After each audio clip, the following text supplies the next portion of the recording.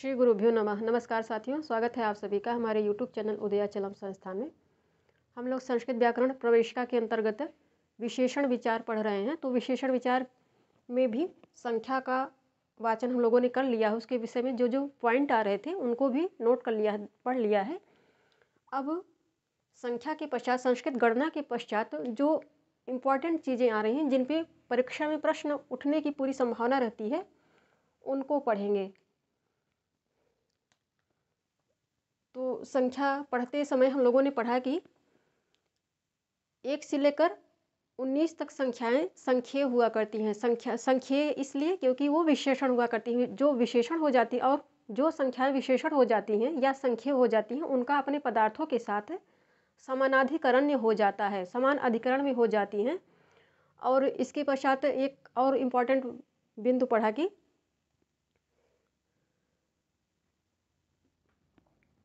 11 से लेकर 18 इतनी जो संख्याएं होती हैं, उनके शब्द रूप पंचन के समान चलते हैं। पंचन के समान शब्द रूप तो चलते हैं, किंतु तीनों ही लिंगों में रूप समान रहते हैं। रूप समान रहेंगे तीनों लिंगों में, किंतु वो पंचन के अनुसार अर्थात नकारांत हो जाते हैं। तो नकारांत के शब्द रूप 5 के पंचन के समान या 5 के समान चलेंगे। इसके अलावा और एक जो बिंदु है महत्वपूर्ण, वो है कि 1, 2, 3, 4 ये संख्याएं जो होती हैं, विशुद्ध रूप से ही ये संख्येय होती हैं। संख्येय इसलिए क्योंकि इनका अपने विशेष के अनुसार लिंग भी बदल जाता है। लिंग भी बदल जाएगा। वचन तो शब्द रूप विशेषण के अनुसार बदलेगा, अपने विशेष के अनुसार बदलेगा ही। तो इनका लिंग, इनमें यही एक इम्पॉर्टेंट बात है कि 1, 2, 3, 4 जो 4 संख्याएं हैं, इनका अपने विशेष के अनुसार लिंग बदल जाता है। यदि इनका विशेष्य स्त्रीलिंग में है तो ये स्त्रीलिंग में हो जाएंगी और सातों विभक्तियों में इनका शब्द रूप चलेगा। और यदि ये पुल्लिंग में है, विशेष इनका पुल्लिंग में होता है, तो ये पुल्लिंग में हो जाती हैं। यदि विशेष नपुंसक लिंग में है तो ये नपुंसक लिंग में हो जाती हैं। यही जो 1, 2, 3, 4 ये मुख्य जो संख्याएं हैं, इनके विषय में विशेष जानने योग्य बात है। उसके पश्चात जो संख्याएं हैं, सब उनमें तीनों ही लिंगों में उनके शब्द रूप समान हुआ करते हैं। जैसे 5 है, 6 है, 7 है, तो उनके शब्द रूप जो होंगे, शब्द रूप तो चलेंगे सातों विभक्तियों में, किंतु तीनों ही लिंगों में रूप समान हुआ करते हैं। और हम लोगों ने ये भी पढ़ा कि शत के पश्चात जितनी भी संख्याएं आती हैं, वो प्रायः नपुंसक लिंग में आया करती हैं। और जो संख्याएं नान्त होती हैं, अर्थात जिनके शब्द रूप पंचन के समान चलते हैं, वो विशेष और कभी विशेष का भी काम कर देती हैं, कभी विशेषण का भी काम कर देती हैं। तो अब इनका वाचन कर लेते हैं। यहाँ पे अभी इन तीनों को यहाँ पे संख्या में लिख दिया है, न्यूमेरिकल में भी लिख दिया है, यहाँ शब्दों में भी लिख दिया है। आगे की संख्या काफ़ी बड़ी हो जाती है, इसलिए उनको न्यूमेरिकल में नहीं लिखा है। तो ये है 1000, इसको संस्कृत में सहस्त्र कहेंगे। 10,000 इसको संस्कृत में अयुत कहेंगे और इसका लिंग नपुंसक बनेगा।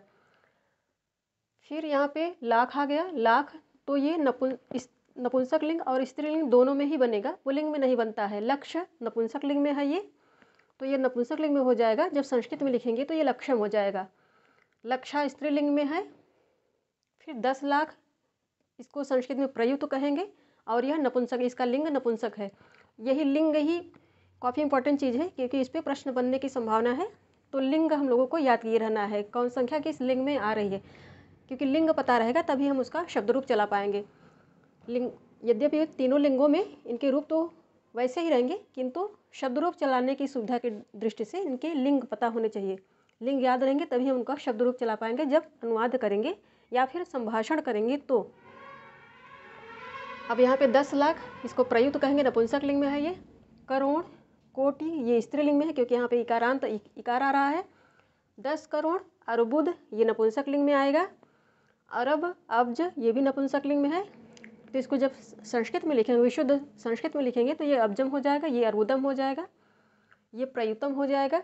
अरब यहाँ पे अब्ज है तो ये नपुंसक लिंग में है, तो संस्कृत में लिखेंगे तो ये अब्जम हो जाएगा। 10 अरब, खर्व ये पुल्लिंग नपुंसक लिंग दोनों में भी बनेगा। खरब, निखर्व इसको कहते हैं संस्कृत में, पुल्लिंग नपुंसक लिंग दोनों में ही बनता है। इसके पश्चात 10 खरब, इसको संस्कृत में महापद्म कहते हैं, ये नपुंसक लिंग में आता है।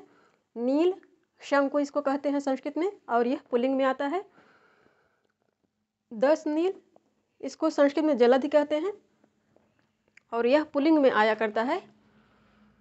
फिर यहाँ पे जो पद आ रहा है पद्म, पद्म इसको संस्कृत में अंत्य कहते हैं, नपुंसक लिंग में है ये।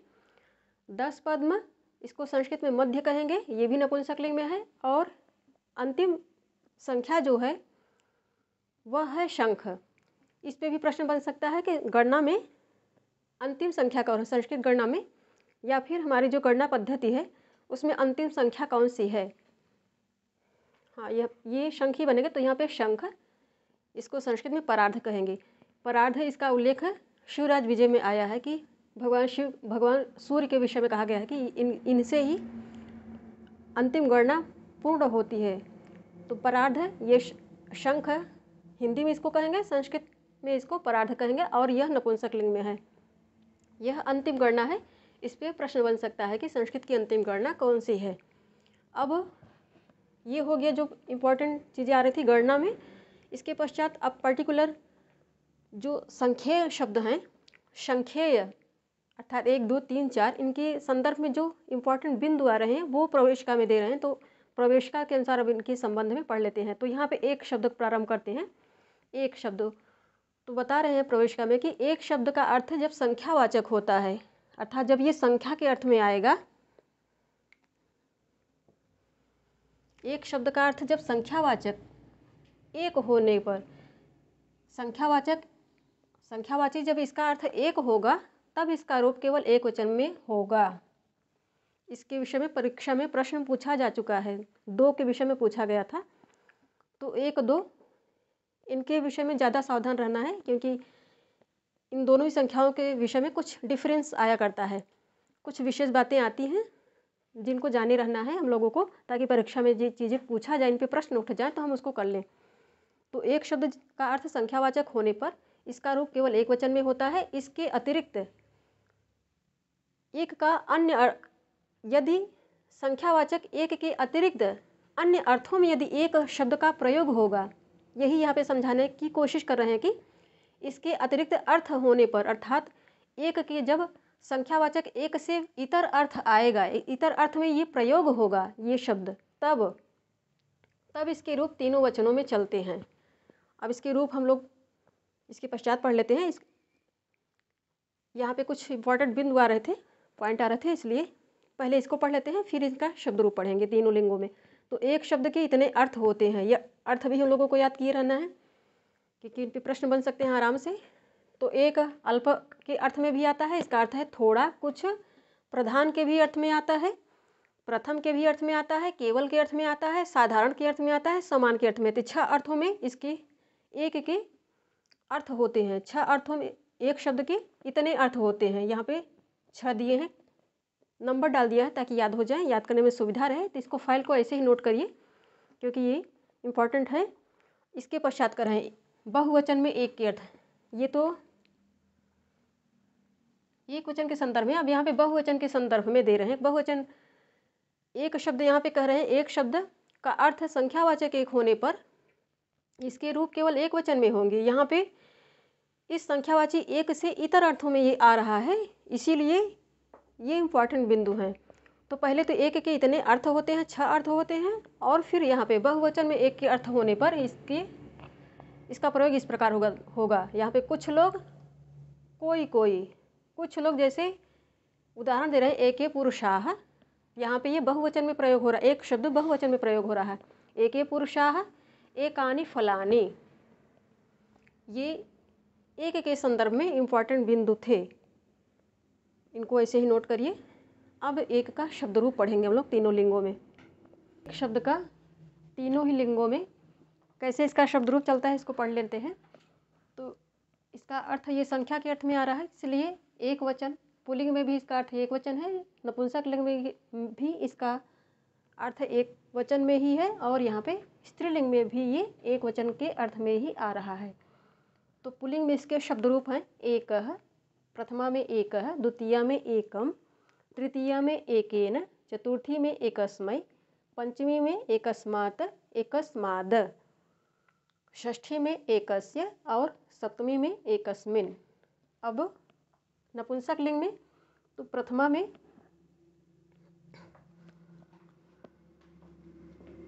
सब जगह यहाँ पे प्रथमा रहेगा। प्रथमा, द्वितीया, तृतीया, चतुर्थी, पंचमी, षष्ठी, सप्तमी। यहाँ भी प्रथमा, द्वितीया, तृतीया, चतुर्थी, पंचमी, षष्ठी, सप्तमी। तो अब नपुंसकलिंग में वाचन कर लेते हैं। प्रथमा में एकम, द्वितीया में एकम, इसके पश्चात इसके सारे रूप तृतीया से लेकर सप्तमी तक सारे रूप पुल्लिंग के समान पुल्लिंगवत चलेंगे। तो तृतीया में एकेन, यहाँ भी यही है। चतुर्थी में एकस्मै, इसी की तरह। पंचमी में एकस्मात्, फिर एकस्माद्। षष्ठी में एकस्य और सप्तमी में एकस्मिन्। अब स्त्रीलिंग में इसके शब्द रूप ऐसे बन रहे हैं, पढ़ लेते हैं। तो प्रथमा में एका और द्वितीया में एकाम, तृतीया में एकया, चतुर्थी में एकस्यै, पंचमी में एकस्याः, षष्ठी में एकस्याः, सप्तमी में एकस्याम। अब यहाँ पे सिमिलरिटी भी आ रही है। तो कहाँ पे? पंचमी और षष्ठी में। पंचमी षष्ठी में सिमिलरिटी आ रही है, जबकि यहाँ पे नपुंसक लिंग में एकम एकम, प्रथमा और द्वितीया में सिमिलरिटी आ रही है। ये दोनों सिमिलर हैं। प्रथमा एक वचन और द्वितीया एक वचन। यहाँ पे प्रथमा एक वचन, द्वितीया एक वचन, तृतीया यहाँ पे सिमिलर है, यहाँ पे सिमिलर है। स्त्रीलिंग में यहाँ पे एक भी चीज़ सिमिलर नहीं है, सब में डिफरेंस है। अब ये एक हो गया। दो के विषय में पढ़ लेते हैं। अब इसके पश्चात दो शब्द आ रहा है। एक का शब्द रूप तीनों लिंगों में हम लोगों ने पढ़ लिया, अब ये दो है। तो इसका अर्थ है दो। पुल्लिंग में और स्त्रीलिंग में, दोनों ही में, पुल्लिंग में नपुंसक लिंग, स्त्रीलिंग में, इन तीनों ही लिंगों में ये आता है। और इसके शब्द रूप नपुंसक लिंग स्त्रीलिंग में सेम चल रहे हैं, पुल्लिंग में थोड़ा सा डिफरेंस है। इसका अर्थ है द्विवचन, ये द्विवचन के ही अर्थ में आ रहा है। पुल्लिंग में इसका शब्द रूप वाचन कर लेते हैं। तो यहाँ पे प्रथमा में द्वौ, द्वितीया में द्वौ, तृतीया में द्वाभ्याम, चतुर्थी में द्वाभ्याम, पंचमी में द्वाभ्याम, षष्ठी में द्वयोः, सप्तमी में द्वयोः। इसके पश्चात नपुंसक लिंग और स्त्रीलिंग में प्रथमा में द्वे, द्वितीया में द्वे, तृतीया में द्वाभ्याम, चतुर्थी में द्वाभ्याम, पंचमी में द्वाभ्याम, षष्ठी में द्वयोः, सप्तमी में द्वयोः। अब सिमिलरिटी देख लेते हैं। तो यहाँ पे प्रथमा द्वितीया नपुंसक लिंग स्त्रीलिंग में सेम चीज़ें हैं। इसके पश्चात यहाँ भी पुल्लिंग में भी प्रथमा द्वितीया में सेम है। और इस पुल्लिंग की दृष्टि से देखें तो यहाँ भी 3, 4, 5 में सेम है, 6, 7 में सेम चीज़ें आ रही हैं। और कुल मिला के यहाँ पे 3 से लेकर सप्तमी तक, तृतीया से सप्तमी तक नपुंसक लिंग और स्त्रीलिंग में भी इनके शब्द रूप समान है। तो तृतीया से लेकर सप्तमी तक द्वि अर्थात दो वचन के जो शब्द रूप चल रहे हैं वह पुल्लिंग, नपुंसक लिंग, स्त्रीलिंग में समान चल रहे हैं। डिफरेंस आ रहा है पुल्लिंग और नपुंसक लिंग तथा स्त्रीलिंग में। तो प्रथमा और द्वितीया में, प्रथमा द्वितीया में यहाँ पे द्वौ द्वौ बन रहा है, यहाँ पे द्वे द्वे बन रहा है। बाकी सब चीज़ें यहाँ पे समान ही है। 3, 4, 5 में सिमिलरिटी है, 6, 7 में सिमिलरिटी है। उसी प्रकार यहाँ भी। तो यहाँ पे जो चीज़ें सेम आ रही हैं ऐसे ही पॉइंट में कर लेंगे पुल्लिंग में। इसी प्रकार स्त्रीलिंग और नपुंसक लिंग में भी यहाँ पे 1 हो गया, 2 हो गया, ये 3 हो गया। ये हम लोगों ने द्वि शब्द का वाचन कर लिया। शेष चीज़ें अब नेक्स्ट फाइल में पढ़ेंगे। धन्यवाद साथियों आप सभी का।